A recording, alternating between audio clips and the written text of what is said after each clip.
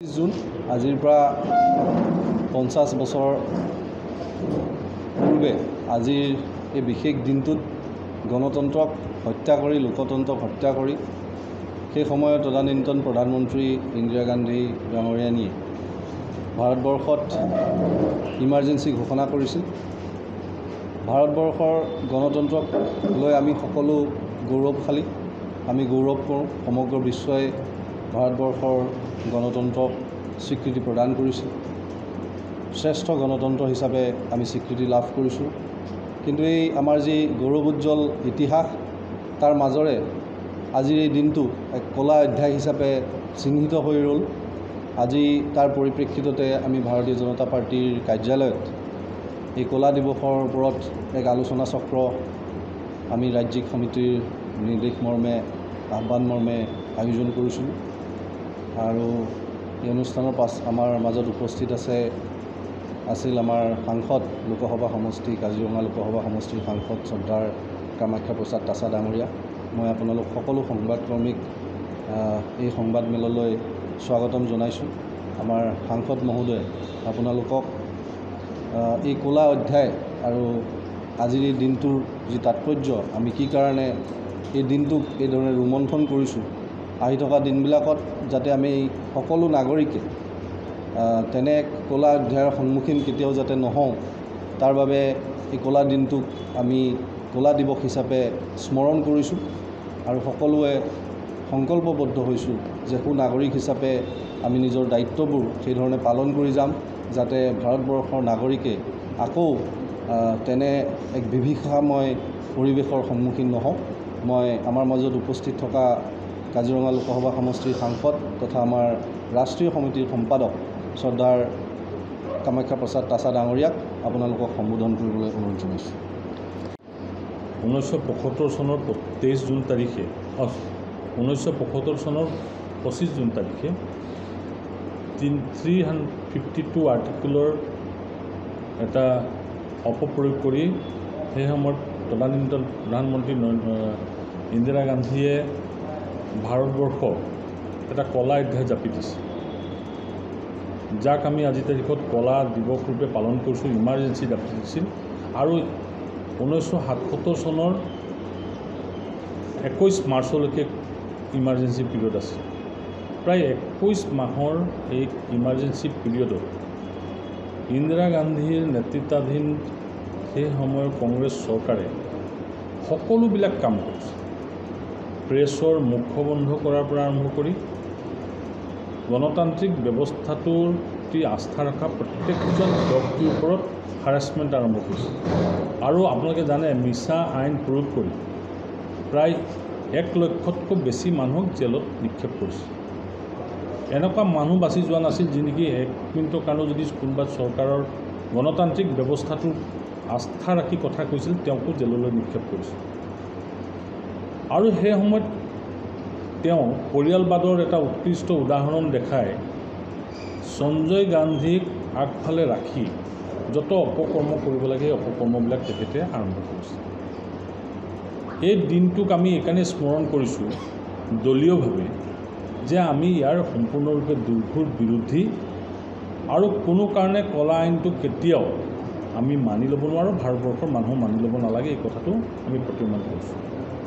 ভৱিষ্যত দিনত যাতে এই আইনক অপপ্ৰয়োগ কৰিব লগা নহয়, তাৰ কাৰণে ভাৰতীয় জনতা পাৰ্টীয়ে নিজেই এই ব্যৱস্থা গ্ৰহণ কৰিছে। আৰু আমি আপোনালোকেও জানি ভাল পাব যে অটল বিহাৰী বাজপেয়ী ডাঙৰীয়াই হওক বা প্ৰধানমন্ত্ৰী নৰেন্দ্ৰ মোদী ডাঙৰীয়াই হওক, কোনো কাৰণে এনেকুৱা ধৰণৰ জৰুৰীকালীন আইন ৰাষ্ট্ৰটো বাদেই দিয়ক, ৰাজ্যত বলবৎ কৰিব চেষ্টা কৰা নাই।